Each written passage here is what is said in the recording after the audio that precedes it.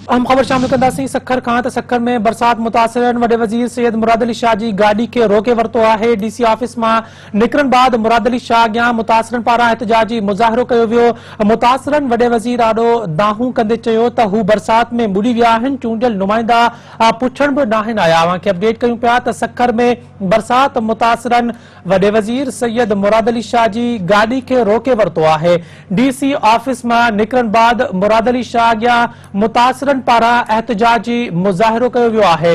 मुतासिरन वडे वजीर आॾो दाहूं कंदे चयो त हू बरसात में बुॾी विया आहिनि। चूंडियल नुमाइंदा पुछण बि नाहिनि आया। अवांखे अपडेट कयूं पिया त सखर में बरसात मुतासिरन वडे वजीर सैयद मुराद अली शाह जी गाड़ी के रोके वरतो है। डीसी ऑफिस मां निकरण बाद मुराद अली शाह अॻियां मुतासिरन पारां एहतजाजी मुज़ाहिरो कयो वियो आहे। मुतासिरन वडे वजीर आॾो दाहूं कंदे चयो त हू बरसात में बुॾी विया आहिनि। चूंडियल नुमाइंदा पुछण बि नाहिनि आया।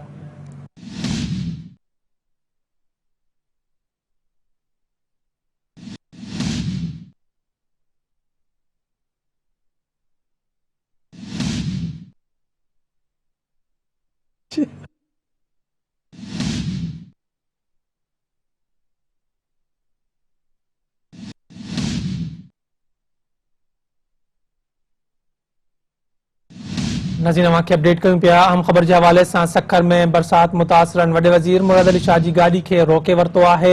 डीसी ऑफिस मां निकरण बाद मुराद अली शाह अॻियां मुतासिरन पारां एहतजाजी मुज़ाहिरो कयो वियो। मुतासिरन वडे वजीर आॾो दाहूं कंदे चयो त हू बरसात में बुॾी विया आहिनि। चूंडियल नुमाइंदा पुछण बि नाहिनि आया।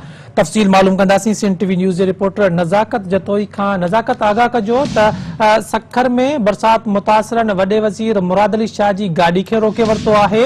छा मुतालबा हुआ एहतजाज करण वारन जा?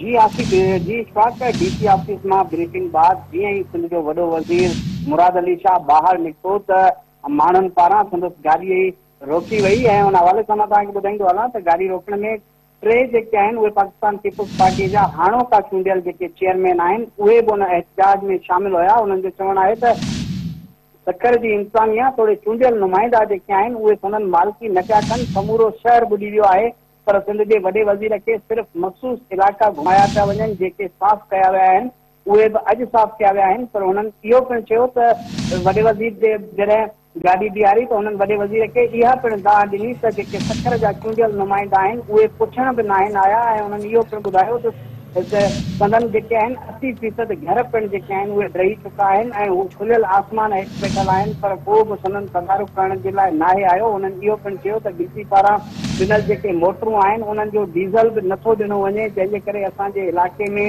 मुकमल तौरु जेको आहे पाणी भरियल आहे। पर सखर जी इंसानिया थोरे चूंडियल नुमाइंदा वॾे वज़ीर खे उहे इलाइक़ा ॾेखारण बजाए सिर्फ़ु साफ़ थियल इलाइक़ा ॾेखारे रहिया आहिनि।